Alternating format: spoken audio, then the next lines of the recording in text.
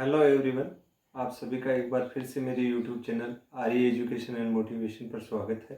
आज हम रीट पाठ्यक्रम से संबंधित चर्चा करने वाले हैं। रीट एक प्रतियोगी परीक्षा है जो हमारे राजस्थान में अध्यापक पात्रता के रूप में आयोजित की जाती है।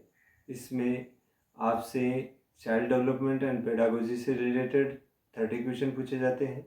फर्स्ट लैंग्वेज के रूप में 30 क्वेश्चन पूछे जाते हैं। सेकेंड लैंग्वेज के रूप में 30 क्वेश्चन पूछे जाते हैं।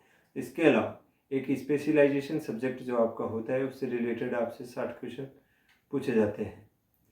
ये चाइल्ड डेवलपमेंट एंड पेडागोजी जो है उसकी चर्चा आज हम करने वाले हैं। इसके अलावा जो फर्स्ट और सेकंड लैंग्वेज हैं वो उर्दू, संस्कृत, हिंदी, इंग्लिश, गुजराती, इन सब में से आपको 2 लैंग्वेज चूज करनी होती हैं। एक आप फर्स्ट लैंग्वेज के रूप में चूज करते हो और दूसरा आप उसको सेकंड लैंग्वेज के रूप में चूज करते हो। ये आप पे डिपेंड करता है कि आप किस लैंग्वेज को फर्स्ट लैंग्वेज के रूप में चूज कर रहे हो और किस लैंग्वेज को सेकंड लैंग्वेज के रूप में चूज कर रहे हो। मोस्टली हिंदी और इंग्लिश को चूज किया जाता है। इसके अलावा कुछ ऐसे स्टूडेंट हैं जो संस्कृत भाषा को प्रायोरिटी देते हैं तो वो संस्कृत भाषा भी चुनते हैं, लेकिन वो बाद की बात है, उस पर हम बाद में चर्चा करेंगे। फिलहाल हम जो है चाइल्ड डेवलपमेंट एंड पेडागोजी से रिलेटेड जो आपका पाठ्यक्रम है उस पर थोड़ी विस्तृत चर्चा करना चाहेंगे। उससे संबंधित मेरे पास ये चाइल्ड डेवलपमेंट एंड पेडागोजी का पाठ्यक्रम है। इसमें मैं आपको बताना चाहूँगा कि कौन कौन सी चीज़ें हैं जिससे संबंधित आपसे क्वेश्चन पूछे जाते हैं। पहला यूनिट जो आपके पास है बाल विकास का। बाल विकास क्या है, बाल विकास का अर्थ, इसकी संकल्पना, इसके विकास के सिद्धांत और विकास को प्रभावित करने वाले तत्व कौन कौन से हैं और इन तत्वों में विशेषतः परिवार और विद्यालय जो है ये जो मुख्य 2 तत्व हैं उनके बारे में अधिकतर पूछा जाता है और आपके पाठ्यक्रम में इनको प्रायोरिटी पे रखा गया है। इसके अलावा अधिगम से विकास का क्या संबंध है इसके बारे में पूछा जाता है। वंशक्रम क्या होता है और वंशक्रम और वातावरण का डेवलपमेंट पे क्या प्रभाव पड़ता है, ये बात हमें पढ़नी है। इसके अलावा सेकंड यूनिट में आपको अधिगम का अर्थ, उसकी संकल्पना, अधिगम को प्रभावित करने वाले तत्व कौन से हैं इनके बारे में पढ़ना है। इसके अलावा अधिगम के सिद्धांत कौन कौन से हैं, बालक में चिंतन एवं अधिगम किस प्रकार से होता है, अभिप्रेरणा एवं अधिगम से क्या से है। थर्ड यूनिट जो आपकी है वो व्यक्तिगत भिन्नताओं से रिलेटेड है। व्यक्तिगत भिन्नता का क्या अर्थ है और इसकी पहचान किस प्रकार से कर सकते हैं। व्यक्तिगत भिन्नताओं को हम जाति, लिंग और समुदाय के आधार पर किस प्रकार से समझ सकते हैं, इसके बारे में हम चर्चा करेंगे। इसके अलावा पर्सनालिटी क्या चीज़ है, उसका क्या अर्थ है और व्यक्तित्व है जिसको हम अंग्रेजी भाषा में पर्सनालिटी के रूप में जानते हैं। व्यक्तित्व को प्रभावित करने वाले तत्व कौन कौन से हैं और व्यक्तित्व का मापन किस ढंग से किया जा सकता है। इसके साथ ही बुद्धि, इंटेलिजेंस, बुद्धि की संकल्पना का हमें अध्ययन करना है।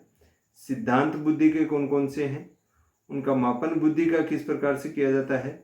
बहुआयामी बुद्धि क्या होती है, बहुत ही अच्छा कंसेप्ट है, बहुआयामी बुद्धि क्या होती है। और इसके अलावा विविध अधिगमकर्ताओं की समझ।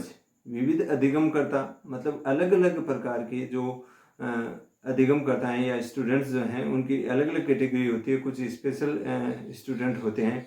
स्पेशल स्टूडेंट के रूप में सामान्यतः ये माना जाता है कि जो पिछड़े होते हैं, मानसिक रूप से जो पिछड़े स्टूडेंट हैं उन्हें पिछड़ा हुआ माना जाता है, लेकिन जो प्रभावशाली हैं, प्रतिभाशाली हैं, वो स्टूडेंट भी स्पेशल स्टूडेंट्स की कैटेगरी में ही शामिल किए जाते हैं। तो हमें इन सभी का अध्ययन करना है। मानसिक रूप से पिछड़े हुए विद्यार्थी, प्रतिभाशाली, सृजनशील, इन सभी का हमें अध्ययन करना है। इसके अलावा अधिगम में कौन कौन सी कठिनाइयाँ आ सकती हैं, समायोजन क्या है, समायोजन की संकल्पना के बारे में हमें पढ़ना है। समायोजन में अध्यापक की क्या भूमिका है वो हमें पढ़ना है। इसके अलावा लास्ट जो आपकी यूनिट है उसमें आपको शिक्षण अधिगम की प्रक्रियाएं, राष्ट्रीय पाठ्यचर्या रूपरेखा 2005 NCF जो मैं आपको पहले भी बता चुका हूँ।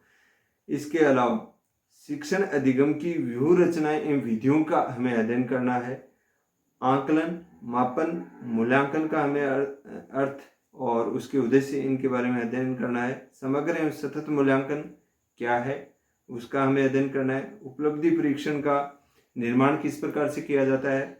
इसके अलावा एक बहुत ही अच्छा कंसेप्ट है जिससे मुख्यतः प्रश्न पुटअप के होते हैं, वो क्रियात्मक अनुसंधान का है। इसका हमें अध्ययन करना है।